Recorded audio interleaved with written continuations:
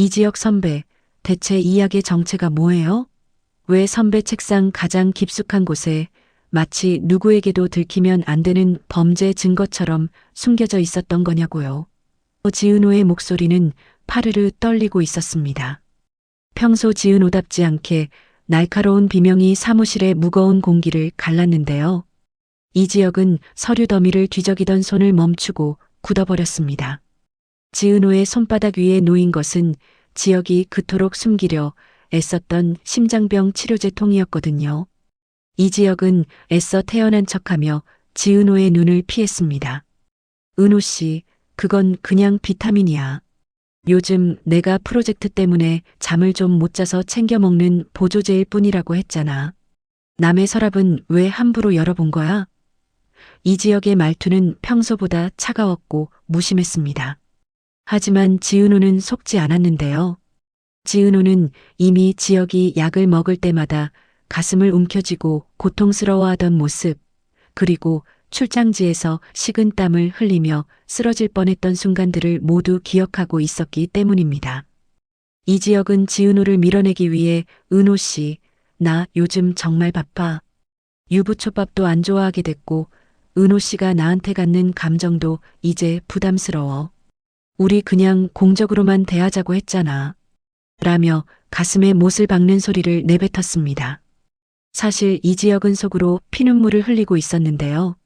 자신이 언제 멈출지 모르는 심장을 가졌다는 사실을 알게 되면 지은호가 얼마나 무너질지 잘 알기 때문이었습니다.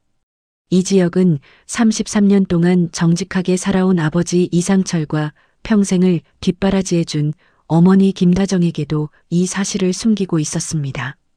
이지혁은 죽음을 준비하고 있었거든요.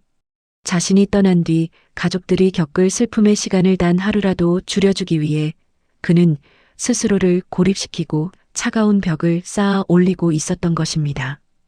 이지혁은 지은호가 사무실을 나간 뒤에야 참았던 숨을 몰아쉬며 가슴을 부여잡았습니다. 심장이 조여오는 통증은 날이 갈수록 심해지고 있었고 시야는 가끔 흐릿하게 변하곤 했습니다. 이지혁은 책상 위의 가족 사진을 바라보며 나직이 은조렸습니다. 아버지, 어머니, 조금만 더 시간을 주세요. 제가 시작한 이 프로젝트만은 완성하고 갈 수 있게 해주세요. 라고 말이죠. 한편 화려한 사모님의 대명사였던 고성이는 지금 서울 변두리의 낡은 모텔방에서 절규하고 있었습니다. 박진석, 당신이 감히 나를 버려? 내가 당신 발을 닦아주며 살았던 세월이 26년이야. 그런데 고작 200만 원 든 통장 하나 던져주고 나를 길바닥으로 내쫓아? 고성이의 아름다웠던 얼굴은 분노와 수치심으로 일그러져 있었습니다. 박진석은 고성이가 과거를 속이고 신분을 세탁했다는 사실, 그리고 죽었다던 딸을 사실은 버렸다는 사실을 알고 잔인하게 그녀를 내팽개쳤는데요. 고성이는 평생을 가난에서 벗어나기 위해 발버둥 쳤고 자수성가한 첫 남편과 사별한 뒤 박진석이라는 거물과 재혼의 신분 상승을 이뤘지만 결국 다시 밑바닥으로 추락하고 만 것입니다. 박진석은 고성이가 몰래 빼돌렸던 비자금과 부동산 명의까지 모두 가압류하며 그녀의 숨통을 조였습니다. 고성이, 넌 내 호적 안에서 죽게 될 거야. 하지만 그 대가는 내가 상상하는 것보다 훨씬 비참할 거다. 박진석의 비정한 목소리가 고성이의 귓가에 맴돌았습니다. 고성이는 모텔방 거울 속에 비친 자신의 초라한 모습을 보며 이를 갈았습니다. 박진석, 당신이 나를 뱀 같은 인간이라고 했지? 그래, 뱀이 어떻게 독을 내뿜는지 똑똑히 보여줄게. 고성이는 박진석이 결코 찾아내지 못한 마지막 카드를 떠올렸습니다. 그것은 바로 박진석이 2대째 기업을 운영하며 저질러온 탈세와 비자금 세탁의 증거가 담긴 비밀 장부였습니다. 고성이는 조신한 아내로 살면서도 박진석의 뒤를 캐왔던 것입니다. 하지만 고성이에게는 또 다른 아킬레스건이 있었는데요. 바로 그녀가 애지중지 키운 딸 박영나였습니다. 박영나는 엄마 고성이가 쫓겨난 이유도 모른 채 아빠 박진석의 감시 아래 갇혀 지내고 있었습니다. 고성이는 딸 박영란을 생각하며 눈물을 흘리다가도 다시금 박진석에 대한 복수심으로 눈을 번뜩였습니다. 고성이는 우선 박진석의 눈을 피해 도움을 받을 사람을 찾기 시작했습니다. 그런데 놀랍게도 그녀의 머릿속에 떠오른 인물은 바로 자신이 그토록 무시했던 이지혁의 아버지 이상철이었습니다. 과거 식당 종업원으로 일하던 시절 유일하게 자신을 인간적으로 대했던 이상철의 정직함이 떠올랐던 것일까요? 고성이는 이상철을 이용해 박진석에게 최후의 반격을 가할 계획을 세우기 시작했습니다. 박진석은 고성이를 내쫓은 뒤 승리감에 도취해 있었지만 속으로는 심한 배신감에 몸을 떨고 있었습니다. 평생을 믿어온 여자가 나를 기만했다니. 내 자식인 박성재와 박영란마저 의심스러워지는구나. 박진석은 호탕하고 거침없는 성격이었지만 한번 돌아선 마음은 얼음장처럼 차가웠습니다. 박진석은 아들 박성재를 불러 이제부터 회사 경영에서 고성이의 흔적을 모두 지워라. 그리고 그 자리에 이지혁을 더 깊숙이 끌어들여. 이지혁 그놈은 고지식해서 이용해 먹기 딱 좋으니까. 라고 명령했습니다. 박진석은 이지혁의 뛰어난 능력을 높게 샀지만 그를 진정한 후계자로 생각하기보다는 자신의 욕망을 채워줄 도구로만 보고 있었던 것입니다. 박진석은 이지혁이 죽어가는 줄도 모른 채 그를 더욱 거세게 몰아붙여 프로젝트의 성과를 내라고 압박했습니다. 이지혁 대표, 자네가 이번 리빙 라이프른 프로젝트를 성공시키면 내가 자네 가족들에게 평생 보장될 연금을 주겠네. 그러니 몸살이지 말고 일해. 박진석의 달콤한 제안은 이지혁에게는 오히려 독이 되었습니다. 이지혁은 가족들을 위해 자신의 남은 생명을 아낌없이 불태우기로 결심했거든요. 이지환은 형 이지혁의 상태가 심상치 않다는 것을 본능적으로 느끼고 있었습니다. 체육학과를 졸업해 신체 감각이 남달랐던 이지환은 형이 걷는 걸음걸이 하나, 숨소리 하나에서도 이상 징후를 발견했는데요. 이지환은 형 이지혁에게 형, 요즘 어디 안 좋아? 얼굴이 왜 이렇게 흑빛이야? 라고 물었지만 이지혁은 그냥 좀 피곤해서 그래. 너는 내일이나 잘해. 영나 씨 경호하는 거, 그거 보통 일 아니잖아. 라며 말을 돌렸습니다. 이지환은 형의 대답이 미심쩍었지만 박영란을 보호해야 한다는 임무 때문에 더 깊게 묻지 못했습니다. 이지환은 박영란의 운전기사 겸 보디가드로 일하며 그녀의 우아함 뒤에 숨겨진 외로움을 보았습니다. 박영란은 엄마 고성이가 사라진 뒤 집안에서 투명인간 취급을 당하고 있었거든요. 박진석은 박영란을 볼 때마다 고성이의 얼굴이 떠올라 폭언을 일삼았습니다. 너도 내 애미랑 똑같은 핏줄이겠지. 언제 나를 배신할지 모르는 뱀의 자식. 박진석의 모진 말에 박영란은 눈물을 흘리며 화실 구석에 박혀 있었습니다. 이지환은 그런 박영란에게 손수건을 건네며 묵묵히 곁을 지켰습니다. 아가씨, 제가 있는 한 아무도 아가씨를 함부로 대하지 못합니다. 회장님이라 할지라도요. 이지환의 듬직한 위로에 박영란은 조금씩 마음을 열기 시작했습니다. 하지만 이지환은 몰랐습니다. 자신이 지키려는 이 여자의 아버지가 자신의 형 이지혁을 사지로 몰아넣고 있다는 사실을요. 한편 이상철의 집에서는 작은 잔치가 열렸습니다. 33년 근속 후 정년 퇴직했던 이상철이 드디어 새로운 일터를 구했기 때문인데요. 여보, 나 오늘부터 다시 출근이야. 전기기능사 자격증 딴 보람이 있네. 이상철은 낡은 구두를 닦으며 김다정에게 환하게 웃어 보였습니다. 김다정은 남편 이상철의 밝은 모습에 안도하면서도 자꾸만 마음 한구석이 불안했습니다. 큰아들 이지혁이 요즘 들어 가족과의 식사 자리에서도 멍하니 허공을 바라보거나 밤새도록 기침을 하는 소리가 들렸기 때문입니다. 김다정은 상철 씨, 지혁이가 너무 무리하는 것 같아요. 대표라는 자리가 그렇게 힘든 걸까요?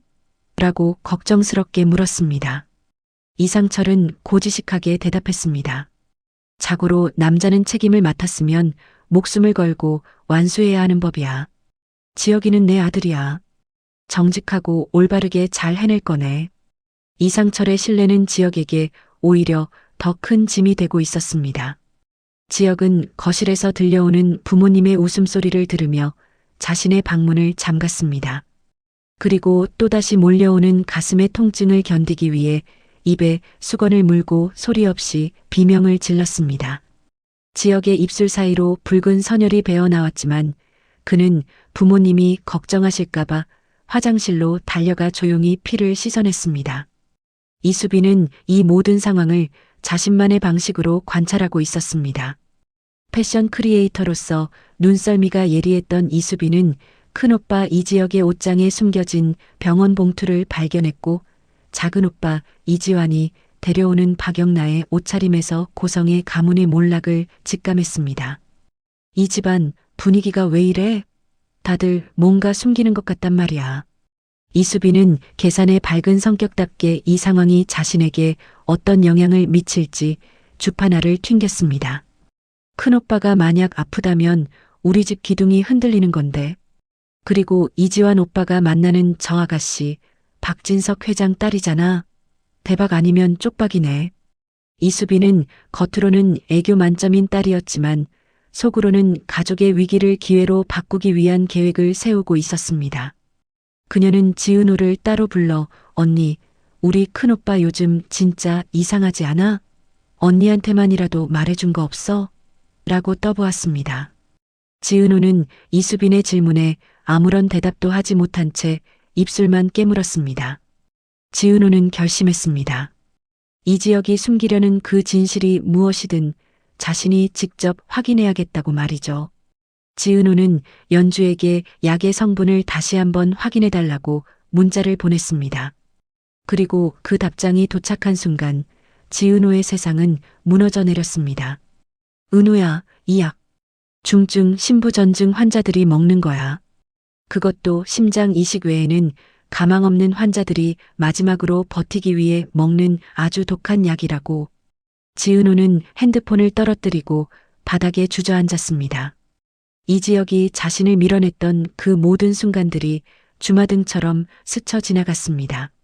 선배, 그래서 그랬던 거예요? 나한테 상처 주면서까지 혼자 그 지옥을 견디고 있었던 거예요? 지은호의 눈물은 멈추지 않았습니다.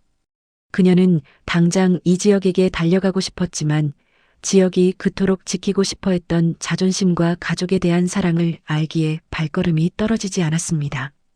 하지만 운명은 이들을 기다려주지 않았는데요.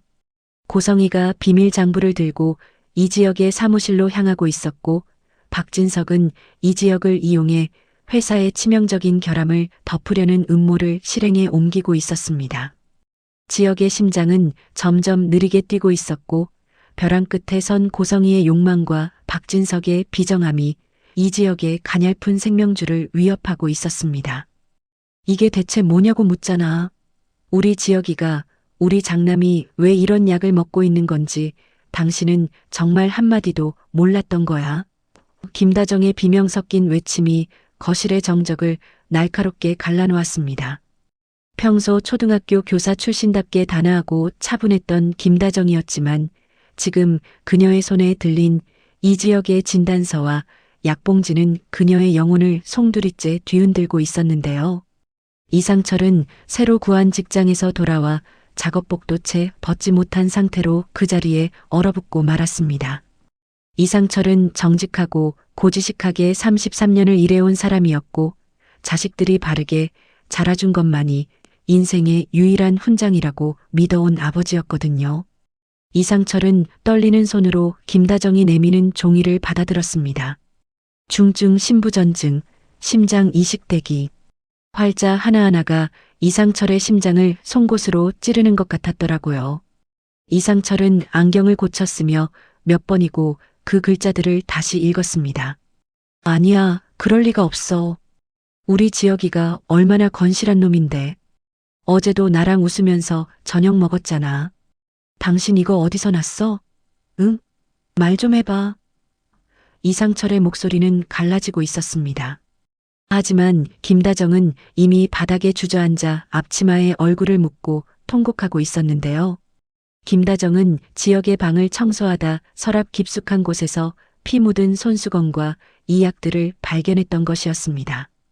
이들 부부에게 이 지역은 단순한 장남 그 이상이었죠.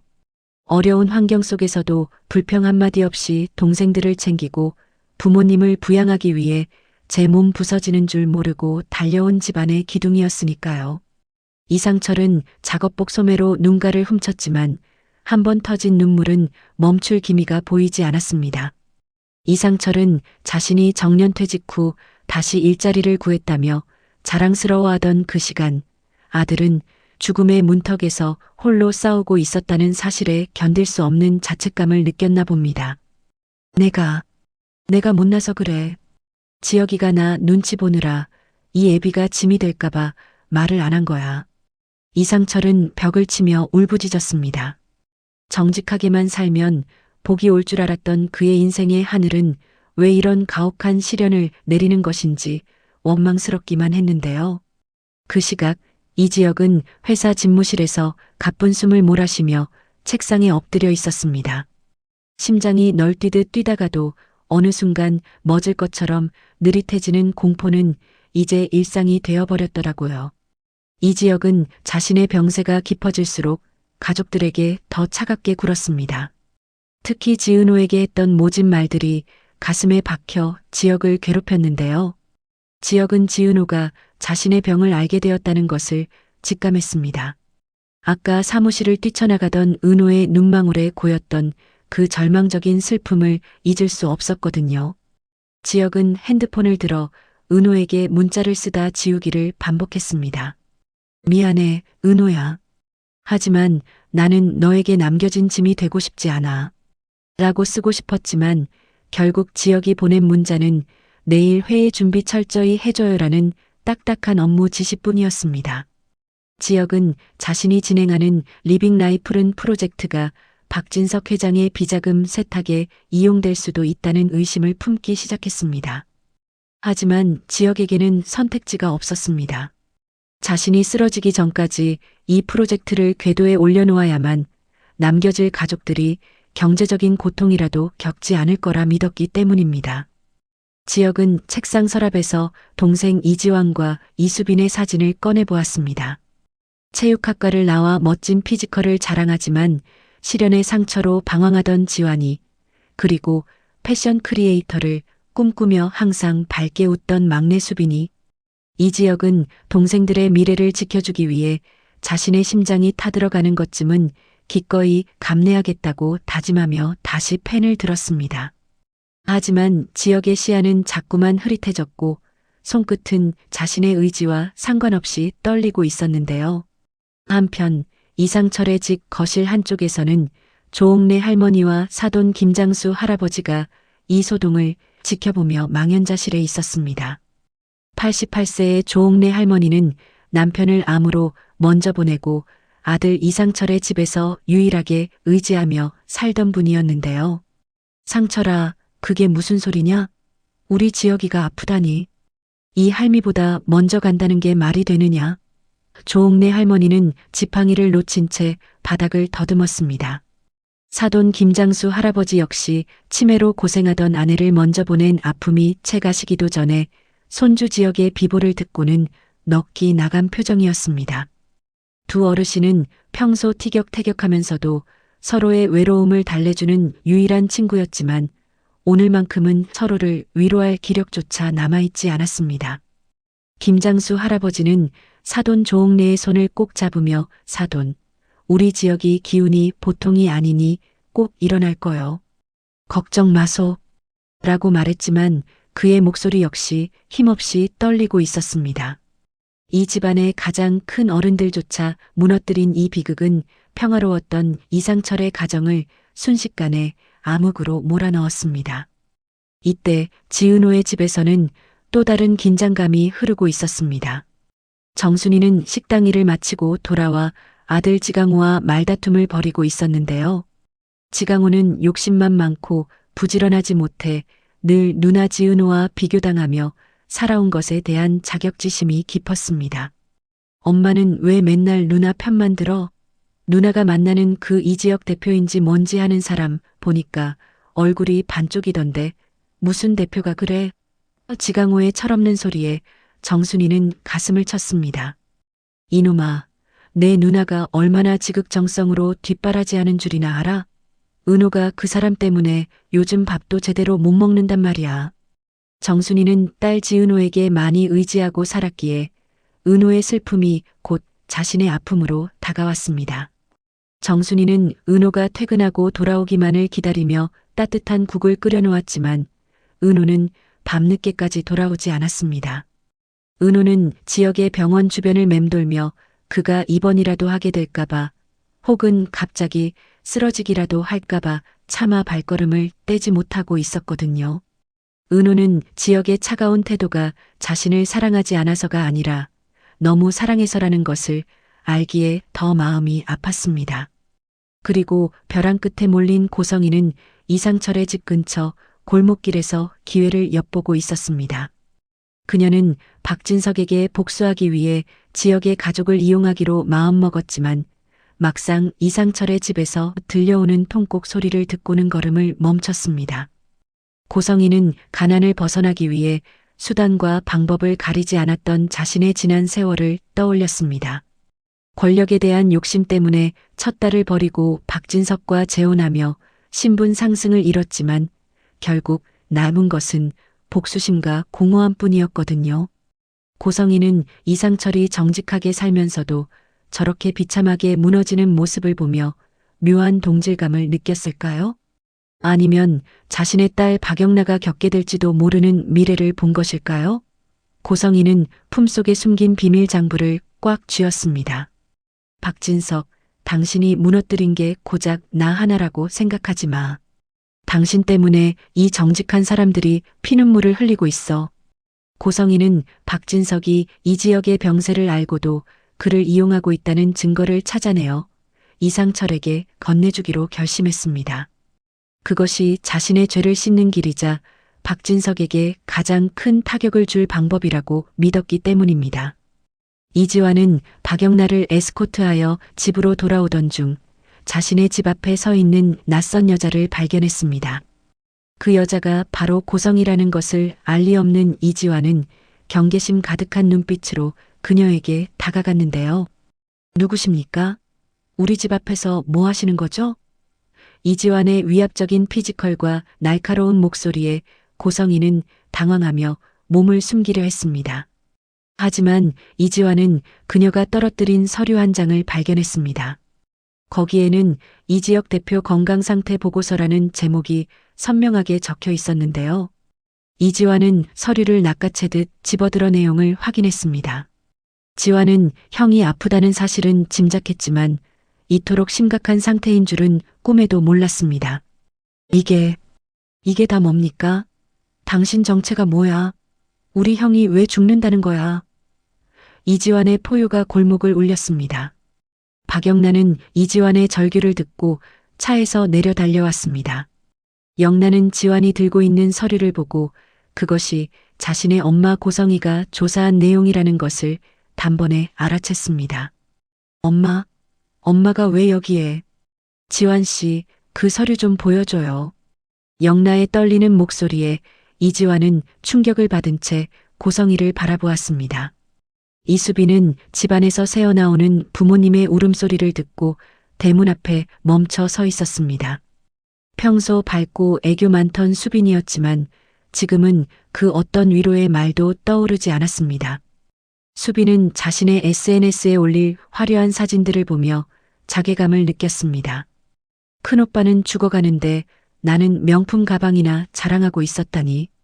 수빈은 핸드폰을 가방에 쑤셔넣고 집으로 뛰어들어갔습니다. 수빈은 바닥에 쓰러진 다정을 안아 일으키며 소리쳤습니다.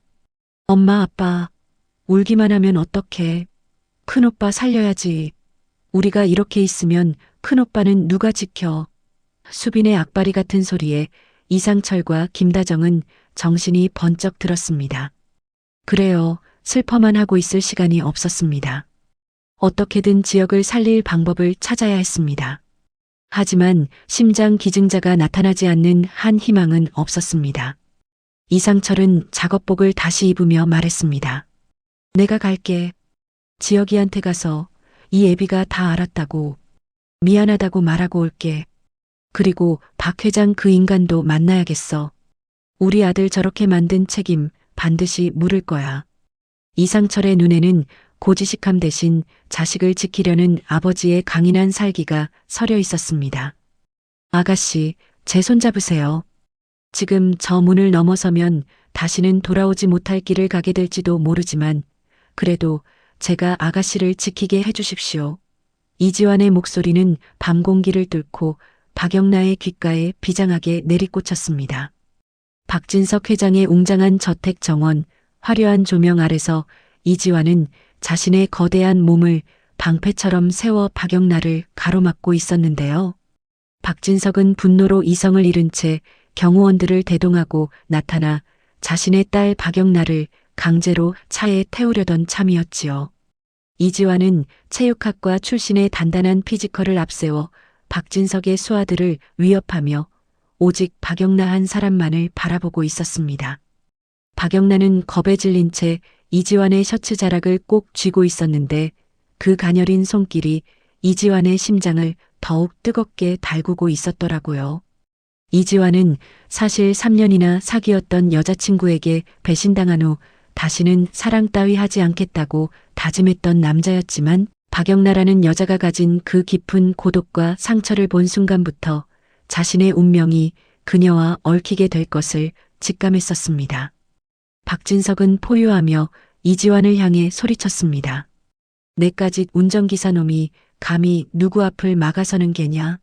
내 형 이지혁이가 내 밑에서 개처럼 일하며 목숨을 구걸하고 있는 걸 잊었어? 당장 그 손 놓지 못해. 박진석의 비정한 외침에 이지환은 주먹을 꽉 쥐었습니다. 형 이지혁이 박진석의 회사에서 시한부 인생을 살면서도 프로젝트를 완수하려 한다는 사실을 이미 알고 있었기에 이지환의 내면은 복수심과 사랑 사이에서 격렬하게 요동치고 있었거든요. 하지만 이지환은 흔들리지 않았습니다. 오히려 박영나의 손을 더 꽉 잡으며 그녀를 자신의 등 뒤로 숨겼는데요. 박영나는 아버지가 내뿜는 그 잔인한 독설을 들으며 자신이 평생 아버지를 위해 조신하게 살아온 세월이 얼마나 덧없었는지를 깨닫고 있었습니다. 박영나는 이지환의 넓은 어깨를 보며 난생 처음으로 자유를 꿈꾸게 되었고 고성이가 자신을 애지중지 키웠던 그 온실 같은 감옥에서 벗어나기로 결심한 것이었지요. 이지환과 박영나가 빗속을 뚫고 박진석의 저택을 탈출하던 그 시각 이지혁의 막내 동생 이수빈은 전혀 다른 곳에서 위험한 탐색을 이어가고 있었습니다. 패션 크리에이터라는 직업을 이용해 박진석의 저택에 의상 협찬차 드나들 기회를 얻었던 이수빈은 특유의 기민함과 눈썰미로 박진석의 서재 뒤편에 숨겨진 비밀 공간을 발견하게 된 것이었는데요. 이수빈은 계산에 밟고 손해보는 일은 절대로 하지 않는 성격이었지만 큰오빠 이지혁의 투병 소식을 들은 이후로는 가족을 지키기 위해 자신의 재능을 완전히 다른 방향으로 쓰고 있었습니다. 이수빈은 박진석이 자리를 비운 사이 그의 비밀 금고 주변에서 서성거리다 실수로 떨어진 듯한 낡은 사진 한 장과 서류 뭉치를 발견했습니다. 사진 속에는 젊은 시절의 고성이와 정순이가 함께 웃고 있는 모습이 담겨 있었고 그 뒤에는 지은우라는 이름과 함께 출생에 관한 기록이 적혀 있었는데요. 이수빈은 순간 숨이 멎는 것 같은 충격을 받았습니다. 이게 뭐야? 지은우 언니가 왜 박진석 회장과 관련이 있는 거지? 그리고 고성의 사모님하고 정순이 아주머니는 대체 어떤 사이였던 거야? 이수빈은 떨리는 손으로 그 서류들을 자신의 가방 깊숙이 숨겼습니다. 이수빈은 이 정보가 우리 집안을 살릴 수도 혹은 모두를 파멸로 몰고 갈 수도 있다는 것을 직감하고 있었지요. 이수빈은 서재를 빠져나오며 박성재와 마주쳤지만 특유의 넉살로 위기를 모면하며 유유히 저택을 빠져나왔습니다. 이수빈은 차 안에서 서류를 다시 확인하며 큰오빠 이지혁과 지은호 언니의 비극적인 인연이 단순한 우연이 아니었음을 깨닫고 소름이 돋는 것을 느꼈습니다. 한편 이상철의 집에서는 또 다른 긴장감이 흐르고 있었습니다. 정직함과 성실함으로 평생을 버텨온 이상철은 아들 이지혁의 병세를 알게 된 후 자신의 모든 가치관이 무너져 내리는 경험을 하고 있었는데요. 이상철은 아내 김다정이 지역의 병원비를 걱정하며 남몰래 전셋집을 내놓으려는 것을 알게 되었습니다. 이상철은 자신의 무능함에 치를 떨며 밤새도록 거실에 앉아 술잔을 기울였지요. 이때 사돈인 김장수 할아버지가 다가와 이상철의 어깨를 토닥였습니다. 상철아, 자식 앞길 막는 부모는 있어도 자식 살리려고 지옥불에 뛰어들지 않는 부모는 없는 법이야. 자네가 정직하게 살았으니 하늘이 무심치 않을 걸세. 김장수 할아버지는 치매로 아내를 보낸 후 조옥래 할머니와 친구가 되어 남은 생을 보내고 있었지만 집안에 닥친 이 거대한 풍파 앞에서는 그저 인자한 노인일 뿐이었습니다. 조옥래 할머니 역시 지팡이를 짚고 나와 아들의 손을 꼭 잡았습니다. 상철아, 우리 지역이 기운이 보통이 아니야. 그놈은 너 닮아서 고집이 세니까 쉽게 안 갈 거다. 그러니 기운 내라. 어머니의 위로에 이상철은 참았던 눈물을 터뜨렸습니다. 이상철은 결심했습니다. 아들 이지혁을 살리기 위해서라면 평생을 지켜온 정직함이라는 껍질을 깨고 박진석과 맞서 싸우기로 말이죠. 이상철은 자신이 정년퇴직하며 챙겨두었던 회사의 내부 자료들을 다시 꺼내 들었습니다. 비록 고지식한 성격 때문에 한 번도 사용하지 않았던 무기였지만 이제는 아들을 위해 그 칼을 뽑아야 할 때임을 알고 있었습니다. 박영란을 데리고 자신의 자취방으로 피신한 이지환은 떨고 있는 그녀를 위해 따뜻한 물을 끓였습니다. 박영란은 화가로서 화려한 삶을 살아왔지만 정작 자신이 기댈 곳은 이 좁고 누추한 이지환의 방뿐이라는 사실에 묘한 안도감을 느꼈는데요. 지환 씨, 나 때문에 지환 씨 가족들이 위험해지면 어떡하죠? 우리 아빠는 정말 무서운 사람이에요. 자기가 원하는 걸 얻기 위해서라면 뭐든지 할 수 있는 사람이라고요. 박영란의 걱정에 이지환은 그녀의 손을 잡으며 단호하게 말했습니다. 걱정 마세요. 우리 형 지혁이도 우리 아버지도 아가씨를 탓하지 않을 겁니다. 오히려 아가씨가 박진석 회장의 딸로 태어나 겪었을 그 고통을 미안해하실 분들이에요. 이지환의 진심 어린 말에 박영란은 그의 품에 안겨 참았던 울음을 터뜨렸습니다. 하지만 이지환의 마음 한구석은 무거웠습니다. 형 이지혁이 죽어가는 이유가 박진석의 과도한 업무 지시와 압박 때문이라는 사실이 자꾸만 떠올랐거든요. 이지환은 사랑하는 여자의 아버지를 증오해야 하는 이 잔인한 현실 앞에서 이를 악물었습니다. 이지환은 박영란을 침대에 눕히고 밤새 문 앞을 지켰습니다. 박진석이 보낸 사람들이 언제 들이닥칠지 모르는 상황이었지만 이지환의 피지컬과 정신력은 이미 한계를 넘어선 상태였지요. 그 무렵 이수빈은 지은우를 급히 호출했습니다.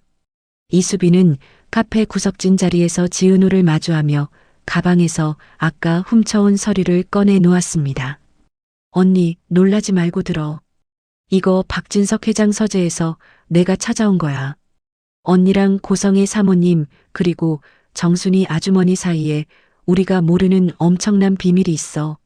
지은우는 이수빈이 내미는 서류를 읽어내려가다 손을 부르르 떨었습니다. 서류에는 26년 전 고성이가 낳았지만 죽었다고 기록된 아이의 혈액형과 특징들이 적혀 있었고 그것은 지은우 자신의 정보와 완벽하게 일치하고 있었던 것이지요.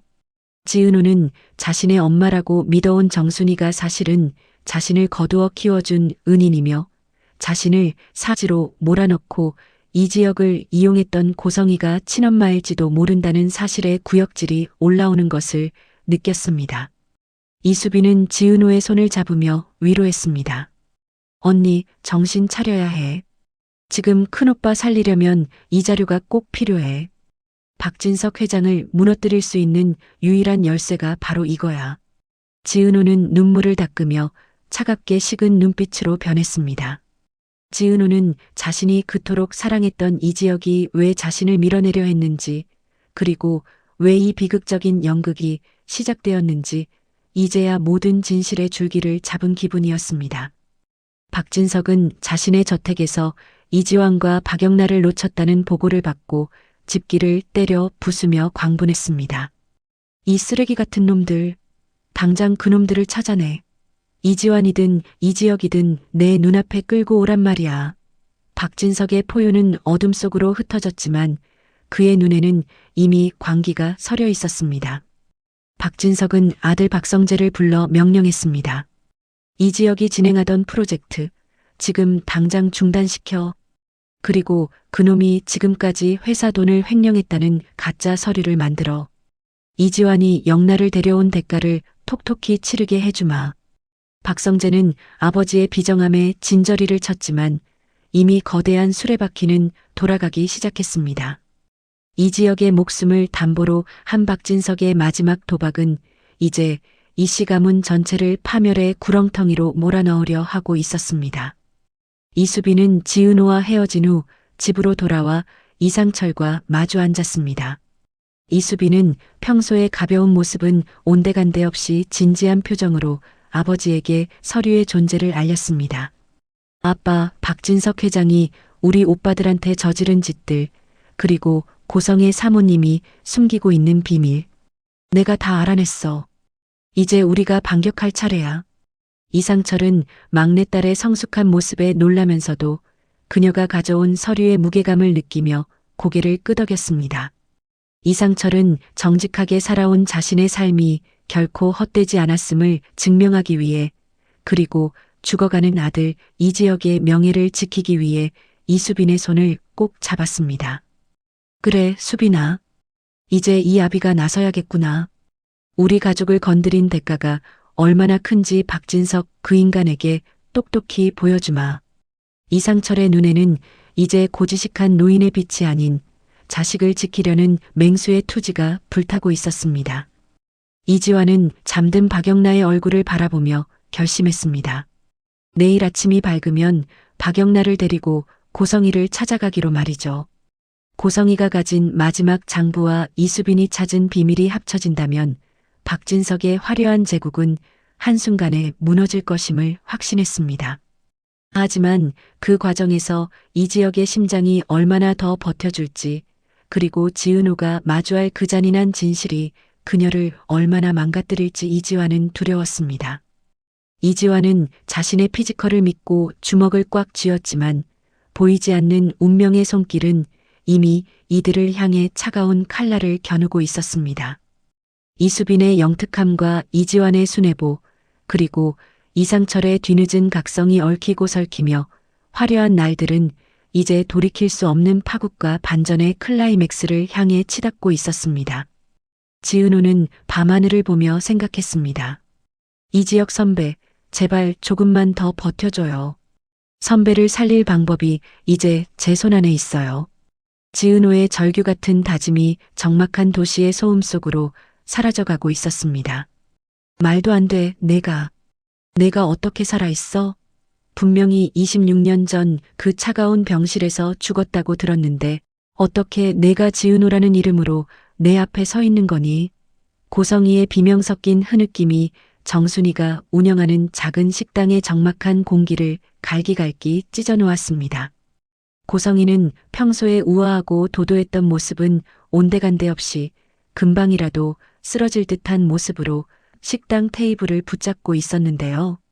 그녀의 눈앞에는 이수빈이 박진석의 서재에서 목숨을 걸고 빼내온 유전자 검사 결과지와 낡은 베네쩌고리 사진이 놓여 있었습니다. 고성이는 가난에서 벗어나기 위해, 그리고 자수성가한 사업가였던 첫 남편의 죽음 이후 홀로 남겨진 비참한 현실을 이겨내기 위해 자신의 과거를 지워야만 했었더라고요. 당시 돈 많은 박진석을 만나 신분 상승을 꿈꾸던 고성이에게 병약했던 첫 딸은 자신의 앞길을 막는 짐처럼 느껴졌을지도 모릅니다. 하지만 박진석은 고성이를 완벽하게 자신의 소유로 만들기 위해 아이가 폐렴으로 죽었다는 가짜 사망 진단서를 보여주며 그녀의 과거를 강제로 단절시켰던 것이지요. 그런데 그 죽었다던 아이가 바로 눈앞에 지은호였다니 고성희의 심장은 마치 멈춰버린 것 같은 충격에 휩싸였습니다. 정순이는 그런 고성희를 매서운 눈빛으로 노려보며 지은호의 앞을 가로막아 섰는데요. 정순이는 남편의 사업이 망하고 세상을 떠난 뒤 길가에 버려진 듯 홀로 남겨진 지은호를 거두어 친딸보다 더 지극정성으로 키워온 세월을 떠올렸습니다. 정순이에게 지은호는 단순한 딸이 아니라 무너진 인생을 다시 살게 해준 유일한 빛이었거든요. 정순이는 떨리는 목소리로 고성희에게 일갈했습니다. 당신이 무슨 염치로 이제 와서 내 딸을 찾는 거야? 박진석 그 인간이랑 붙어서 우리 은호가 사랑하는 이지혁이를 사지로 몰아넣을 때는 언제고 이제 와서 엄마 노릇이라도 하겠다는 거야? 정순이의 말 한마디 한마디가 고성희의 가슴에 비수처럼 꽂혔습니다. 지은호는 두 어머니 사이에서 아무런 말도 하지 못한 채 바닥만 바라보고 있었습니다. 그녀의 뺨을 타고 흐르는 눈물은 차가운 식당 바닥을 적시고 있었는데요. 지은호는 자신이 그토록 증오했던 고성에 자신의 연인 이지혁을 이용하고 버리려 했던 그 여자가 자신의 친엄마라는 사실을 도저히 받아들일 수 없었나 봅니다. 지은호는 이지혁이 병원 침대 위에서 가쁜 숨을 몰아쉬며 자신에게 했던 말들을 떠올렸습니다. 은호야, 내가 있어서 내 마지막이 외롭지 않아. 라고 했던 그 애틋한 고백들이 이제는 잔인한 운명의 장난처럼 느껴졌던 것이지요. 지은호는 고성희를 향해 고개를 들었습니다. 그녀의 눈동자에는 슬픔보다 더 깊은 경멸이 서려 있었습니다. 당신이 내 엄마라고요? 아니요. 당신은 나를 버린 게 아니라 살해한 거예요. 26년 동안 나를 죽은 사람으로 만들고 당신은 그 화려한 성 안에서 행복했나요? 이지혁 선배가 죽어가는 걸 보면서 당신이 얻으려 했던 권력이 그렇게 대단했냐고요. 지은호의 절규에 고성희는 가슴을 쥐어뜯으며 오열했습니다. 고성희는 자신이 박진석의 비위를 맞추기 위해 대학까지 다시 다니며 신분 세탁을 했던 세월들이 결국 자신의 친딸의 가슴에 대못을 박기 위한 과정이었다는 사실에 치를 떨었습니다.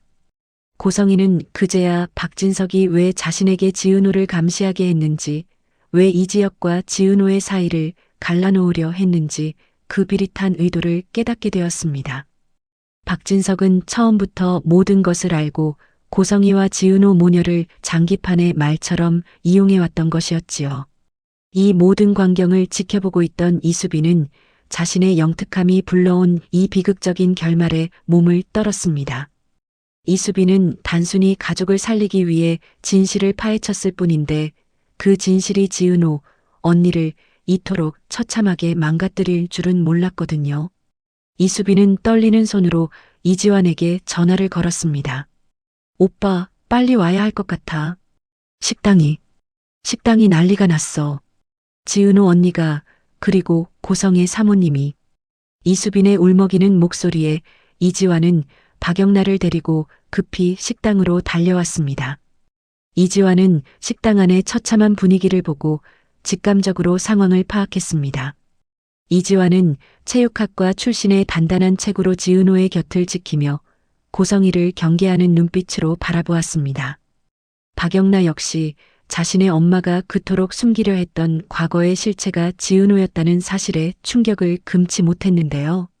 박영란은 자신이 누려온 그 화려한 생활이 사실은 지은호의 희생 위에 세워진 사상 누각이었다는 생각에 구역질이 올라오는 것을 느꼈습니다. 박영란은 고성희에게 다가가 차갑게 말했습니다. 엄마, 이제 그만해. 엄마가 지은호 언니한테 한 짓은 용서받을 수 없어. 그리고 아빠가 지은호 언니를 어떻게 이용했는지 다 말해. 그래야 지혁 오빠를 살릴 수 있어. 박영란의 단호한 태도에 고성희는 정신이 번쩍 드는 것 같았습니다. 그녀는 이제 자신이 해야 할 일이 무엇인지 깨달았습니다. 그것은 박진석의 아내로서 남는 것이 아니라 지은호의 엄마로서 박진석을 지옥으로 끌고 내려가는 것이었지요. 한편 병원에 있던 이상철과 김다정 부부는 지은호의 출생 비밀을 전해 듣고 할 말을 잃었습니다. 이상철은 정직하게 살아온 자신의 인생관이 이토록 지독한 악연들과 얽혀 있다는 사실에 허망함을 느꼈는데요. 이상철은 조옥래 할머니와 사돈 김장수 할아버지가 걱정하실까봐 입을 굳게 다물었지만 그의 눈에는 이미 깊은 고뇌가 서려 있었습니다. 김다정은 지역의 병실 창밖을 보며 기도했습니다. 하나님, 우리 지역이가 무슨 죄가 있다고 이런 잔인한 운명에 던져진 건가요? 부디 저 아이들이 이 비극을 이겨낼 수 있게 도와주세요. 김다정은 지은호가 느낄 그 배신감과 슬픔이 지역의 병세에 악영향을 줄까봐 전전긍긍하며 아들의 손을 꼭 잡았습니다. 지역은 의식 없는 상태에서도 자꾸만 은호의 이름을 불렀고 그 가냘픈 목소리는 김다정의 가슴을 후벼 팠습니다. 이상철은 결심한 듯 병실을 나섰습니다. 그는 자신이 정년퇴직하며 챙겨두었던 박진석의 비리 장부를 들고 고성이를 찾아가기로 했습니다. 사모님, 당신이 우리 은호의 어미라면 이제는 박진석과 함께 죽을 각오를 하셔야겠습니다. 이상철의 낡은 트럭은 밤을 뚫고 지은호의 식당으로 향했습니다. 식당에 모인 인물들 사이에는 팽팽한 긴장감이 흘렀습니다. 고성이는 이상철이 내미는 장부를 보며 희미하게 웃었습니다. 이상철 씨, 당신도 참 고지식한 양반이네. 이 장부 하나로 박진석을 무너뜨릴 수 있을 것 같아요? 그 인간은 법 위에 있는 사람이에요. 고성이의 냉소적인 반응에 이상철은 단호하게 대답했습니다. 법이 안 된다면 양심으로라도 무너뜨려야죠. 우리 아들 지혁이가 그리고 사모님 딸 은호가 저렇게 망가졌는데 당신은 아직도 계산기나 두드리고 있을 겁니까? 이상철의 일갈에 고성이는 고개를 숙였습니다. 그녀는 자신의 품 안에 숨겨두었던 진짜 비밀 USB를 꺼내 놓았습니다. 여기에 박진석이 지난 20년간 저질러온 모든 살인적인 인수합병과 비자금 세탁 경로가 들어있어요. 그리고 지은호를 죽은 사람으로 조작한 증거까지도요. 고성이의 목소리는 이제 복수심을 넘어선 처절한 참회로 가득 차 있었습니다. 지은호는 그 USB를 보며 자신이 마주해야 할 싸움이 얼마나 거대한 것인지를 실감했습니다. 이지화는 형 지역을 위해 그리고 자신이 사랑하는 영나의 엄마인 고성이를 위해 이 위험한 작전에 동참하기로 했습니다. 이지화는 자신의 피지컬을 이용해 박진석이 보낼 암살자나 경호원들로부터 가족들을 지키기로 맹세했는데요. 이수빈 역시 자신의 패션 크리에이터 인맥과 SNS 영향력을 동원해 박진석의 비리를 세상에 알릴 준비를 시작했습니다. 내가 가진 팔로워가 몇 명인데 박진석 회장 당신이 얼마나 추악한 사람인지 전 국민이 알게 해줄게. 이수빈의 야무진 다짐에 이상철 일가는 다시 한번 전열을 가다듬었습니다. 하지만 박진석은 이미 이들의 움직임을 감시하고 있었습니다. 박진석은 아들 박성재를 불러 명령했습니다. 이 지역의 산소호흡기를 떼버려. 그리고 고성이와 이상철, 그 일가족을 전부 교통사고로 위장해서 처리해. 내 제국에 금이 가게 하는 놈들은 누구도 용서치 않는다. 박진석의 광기 어린 명령에 박성재는 소름이 돋았지만 그는 이미 아버지의 뜻을 거스를 준비를 하고 있었습니다. 박성재는 지역의 병실 앞에서 눈물을 흘리며 결심했습니다. 지역아, 내가 내 심장이 되어줄 수는 없어도 내 명예는 내가 지킨다. 지강호는 누나 지은호의 비밀을 알게 된 후 처음으로 누나를 향한 자격지심을 내려놓았습니다. 누나 미안해. 누나가 그렇게 힘들게 우리 집안 살리고 있었는데 나는 아무것도 모르고 불평만 했어. 나도 이제 사람답게 살아볼게. 지강호의 철든 모습에 정순이는 은호를 안아주며 오열했습니다. 고성이는 멀리서 그 모습을 지켜보며 차마 다가가지 못했습니다. 그녀는 자신이 지은호에게 엄마라고 불릴 자격이 없음을 뼈저리게 느끼고 있었거든요. 하지만 고성이는 은호를 위해 죽기로 결심했습니다. 그녀는 박진석과의 마지막 저녁 식사를 예약하며 독이 든 술잔을 준비했습니다. 박진석, 우리 같이 화려한 날들의 종말을 맞이하자고. 고성이의 차가운 미소는 어둠 속에서 더욱 서늘하게 빛났습니다. 지금 당장 그 산소호흡기 떼버려. 내 허락 없이는 이 병원 문턱 누구도 못 넘게 하란 말이야, 알겠어. 박진석 회장의 광기 어린 일갈이 병원 VIP 병동의 정적을 무참히 깨뜨렸습니다. 박진석 회장은 자신의 비자금 장부와 고성이가 쥐고 있는 USB가 세상을 뒤흔들기 전에 이 모든 비극의 중심인 이지혁을 먼저 제거하기로 마음먹었나 보더라고요. 박진석 회장의 눈에는 이제 오랫동안 함께해온 동료나 아끼던 인재에 대한 예우 따위는 찾아볼 수 없었습니다. 오직 자신의 제국을 지키기 위한 비정한 포식자의 본능만이 번뜩이고 있었지요. 그 시각 이지혁은 중환자실 안에서 생사의 갈림길에 서 있었습니다.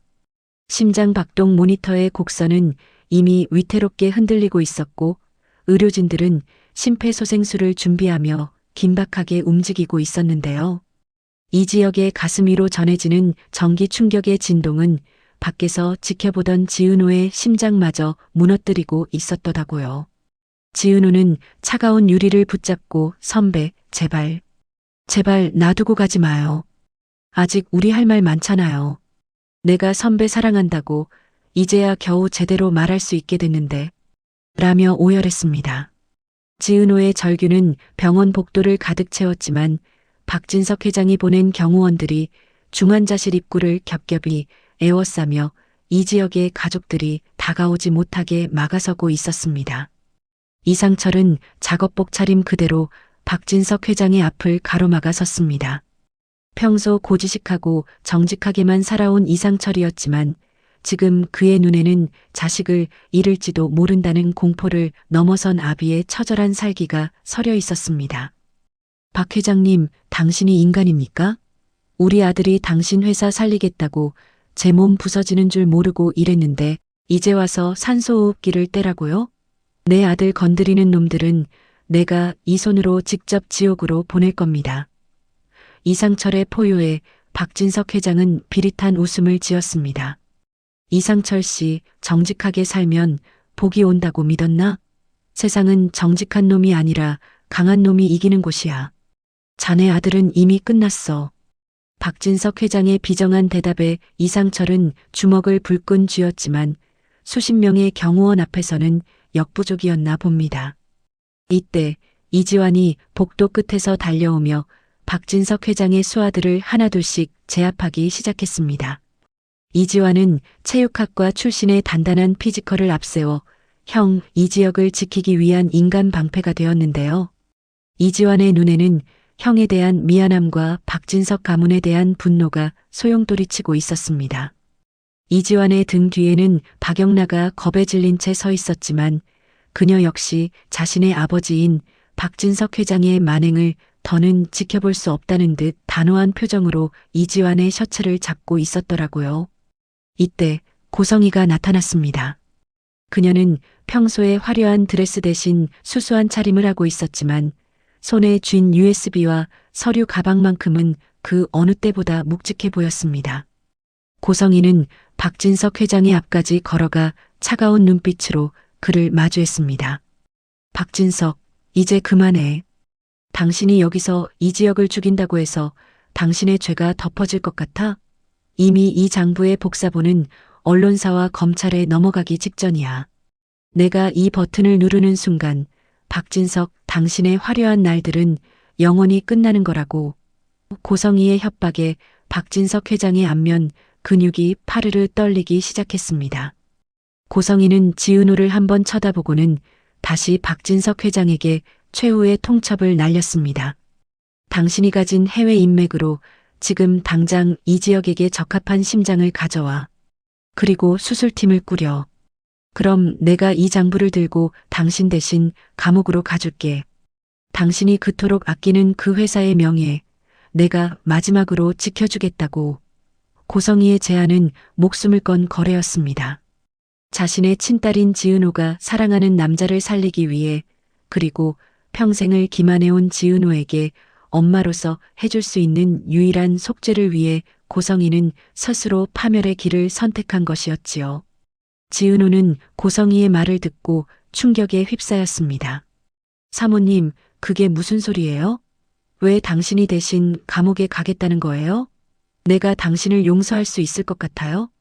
지은호의 물음에 고성이는 뒤돌아보지 않은 채 나직이 대답했습니다. 은호야, 이건 널 위한 게 아니야.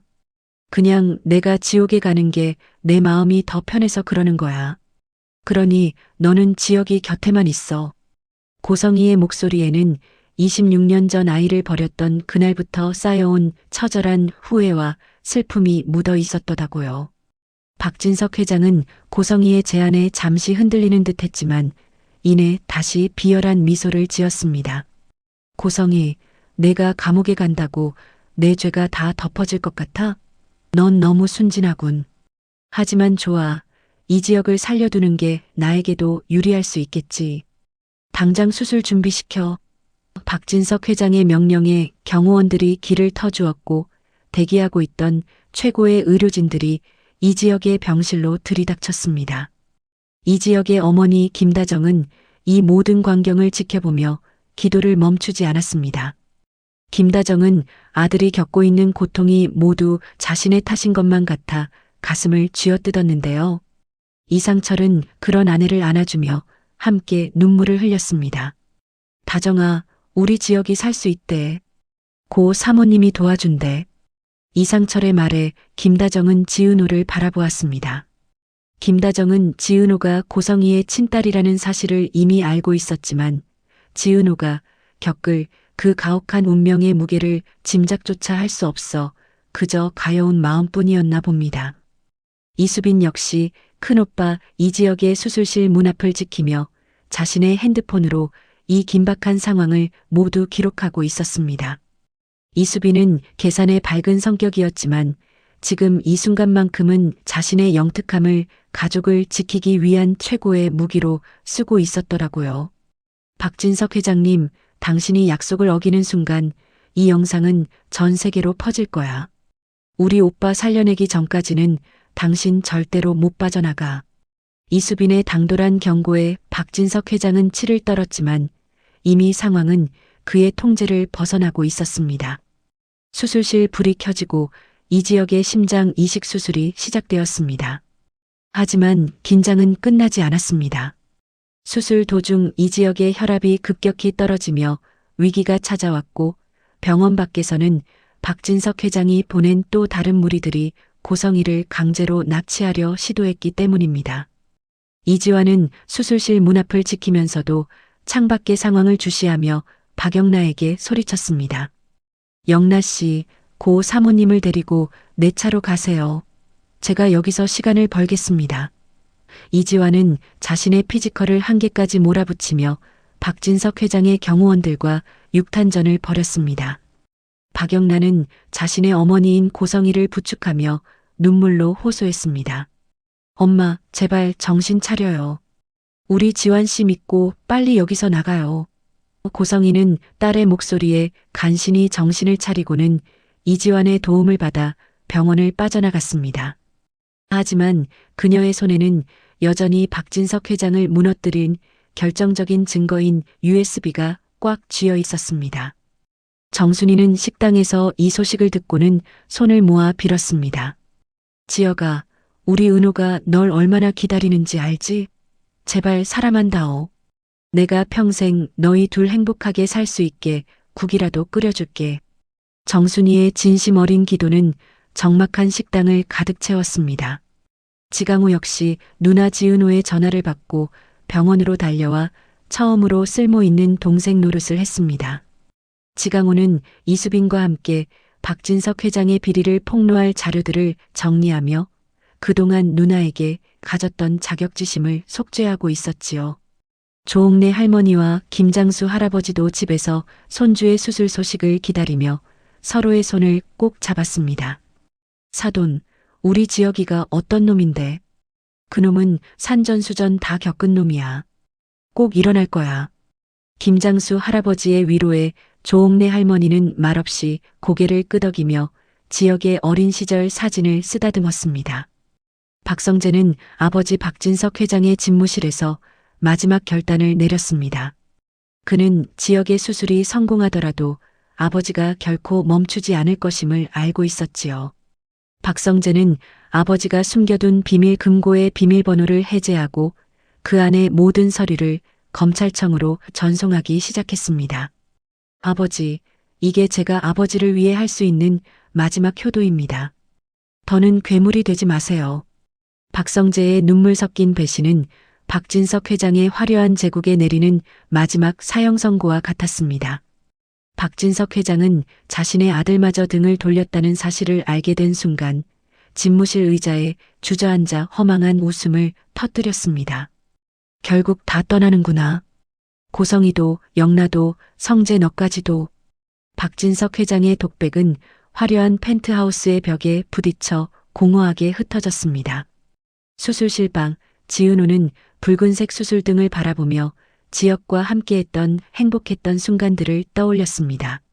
함께 유부초밥을 먹으며 미래를 꿈꾸던 날, 비 오는 거리에서 지역이 씌워준 우산 아래서 느꼈던 온기. 지은우는 그 온기가 다시는 사라지지 않기를 간절히 바랐습니다. 그때 수술실 문이 열리고 집도이가 지친 기색으로 걸어 나왔습니다. 모든 가족이 숨을 죽이고 의사의 입만 바라보았는데요. 수술은 성공적입니다. 이지혁 씨의 생체 반응이 아주 좋습니다. 이제 고비는 넘겼습니다.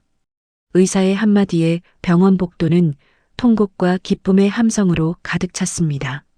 이상철은 김다정을 껴안고 바닥에 주저앉았고 지은우는 벽을 짚고 겨우 몸을 지탱하며 흐느꼈습니다. 하지만 기쁨도 잠시. 고성이가 박진석 회장의 비자금 장부를 들고 스스로 검찰청 정문으로 걸어 들어가고 있다는 소식이 뉴스 속보로 전해졌습니다. 지은우는 수술실 안에 지역을 두고 검찰청으로 달려가야 할지 갈등했습니다. 하지만 고성이가 마지막으로 남긴 메모가 그녀의 손에 쥐어 있었습니다. 은우야, 지역이 옆에 있어줘. 엄마는 이제야 비로소 숨을 쉴 수 있을 것 같아. 내 화려했던 날들은 가짜였지만 내가 지역이와 보낼 날들은 진짜 화려하기를 바란다.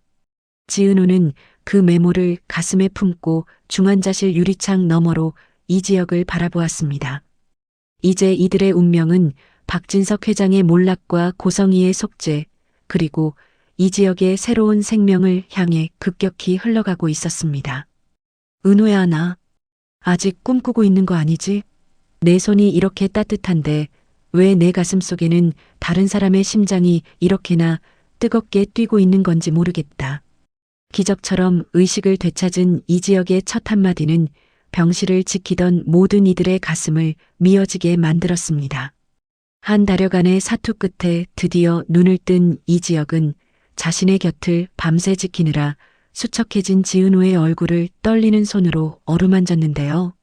지은우는 이지역의 손을 자신의 뺨에 갖다 대며 참아왔던 눈물을 쏟아냈더라고요. 선배, 이제 괜찮아요. 이제 선배 가슴은 아프지 않을 거예요. 우리 다시 시작할 수 있어요. 지은우의 목소리는 떨렸지만 그 어느 때보다 단단한 희망을 품고 있었습니다.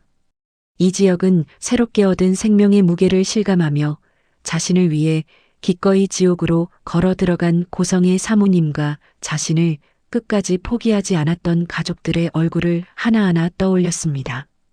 병실 밖에서 이 광경을 지켜보던 이상철은 벽에 머리를 기대고 소리 없이 오열했는데요. 정직하게 살아온 자신의 인생이 무너지는 줄만 알았던 이상철에게 아들의 회복은 세상 그 무엇과도 바꿀 수 없는 화려한 보상이었습니다. 김다정 역시 이상철의 어깨에 기대어 여보, 우리 지역이가 살았어요. 이제 정말 다 끝난 거죠? 라며 흐느꼈고 이상철은 아내의 손을 꼭 잡으며 고개를 끄덕였습니다. 이들 부부에게 지난 몇 달은 평생 일해온 33년보다 더 길고 잔인한 시간이었지만 이제야 비로소 진정한 평화의 아침이 밝아오고 있었던 것이지요. 한편 법정에서는 박진석 회장의 화려했던 제국이 무너지는 마지막 선고가 내려지고 있었습니다. 박진석 회장은 끝까지 자신의 죄를 부인하며 고함을 질렀지만 자신의 친아들인 박성재가 제출한 결정적인 회계 장부와 비자금 증거들 앞에서는 속수무책이었더라고요. 박진석 회장은 수의를 입은 채 피고인석에 앉아 증언대에 선 박성재를 증오 섞인 눈빛으로 노려보았습니다. 하지만 박성재는 아버지의 시선을 피하지 않고 차분하게 증언을 이어갔습니다. 아버지, 이것이 제가 아버지를 위해 할 수 있는 유일한 사랑입니다. 더 이상 사람들을 도구로 쓰지 마세요. 박성재의 단호한 말에 박진석 회장은 허망한 웃음을 터뜨렸습니다. 결국 박진석 회장에게는 징역 15년이라는 중형이 선고되었고 그가 그토록 지키려 했던 화려한 날들은 차가운 감옥 창살 뒤로 영원히 사라지게 되었습니다. 법정을 빠져나오던 박성재는 이지환과 마주쳤는데요. 이지환은 형 이지혁을 대신해 박성재의 어깨를 툭 치며 위로를 건넸습니다. 고생했다, 성재야. 내가 아니었으면 우리 형도 고 사모님도 이렇게 명예를 지키지 못했을 거야. 이지환의 말에 박성재는 참았던 눈물을 터뜨리며 고개를 숙였습니다. 이지환은 이제 박영란을 데리고 고성의 사모님이 수감된 구치소로 향했습니다. 고성이는 수감 생활 중이었지만 오히려 이전에 화려했던 시절보다 훨씬 편안해 보이는 얼굴이었습니다. 그녀는 면회실 유리창 너머로 찾아온 지은호를 보고는 희미한 미소를 지었는데요. 지은호는 친엄마인 고성이를 향해 처음으로 엄마라는 단어를 입 밖으로 내뱉었습니다. 엄마, 왜 그런 선택을 했어요? 나를 위해 그렇게까지 할 필요 없었잖아요. 지은호의 부름에 고성이는 눈시울을 붉히며 대답했습니다. 은호야, 26년 전 너를 버렸던 그날부터 내 인생에 화려한 날은 단 하루도 없었단다. 그런데 이제야 비로소 엄마 노릇을 한 것 같아 마음이 가볍구나. 고성이는 자신이 저지른 신분 세탁과 과거의 잘못들을 모두 인정하고 죗값을 치르는 것이 딸 지은호에게 줄 수 있는 마지막 선물이라고 생각했나 봅니다.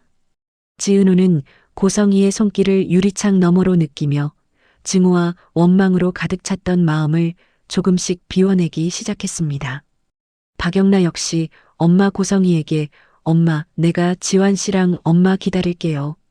그러니까 꼭 건강하게 나와야 해요. 라며 애틋한 마음을 전했습니다. 고성이는 두 딸의 모습을 보며 비로소 진정한 구원을 얻은 듯한 표정을 지었더라고요. 이지환과 박영란의 사랑은 더욱 단단해졌습니다. 이지환은 체육학과 출신의 든든한 피지컬로 박영란의 곁을 지키며 그녀가 다시 화가로서의 삶을 살 수 있도록 적극적으로 도왔는데요. 박영란은 이제 화려하고 장식적인 그림이 아니라 사람의 온기가 느껴지는 따뜻한 그림을 그리기 시작했습니다. 이지환은 박영란의 전시회를 준비하며 직접 팜플렛을 돌리고 짐을 나르는 등 헌신적인 모습을 보였습니다. 박영란은 그런 이지환의 정직하고 올바른 성품에 매일매일 감동하며 자신이 누렸던 가짜 신분보다 이지환의 낡은 자취방에서 먹는 라면 한 그릇이 더 행복하다는 것을 깨달았지요. 이지환의 아버지 이상철은 처음에는 박진석 회장의 딸인 박영란을 받아들이기 힘들어했지만 그녀의 진심 어린 사과와 지환에 대한 사랑을 보며 결국 마음을 열었습니다.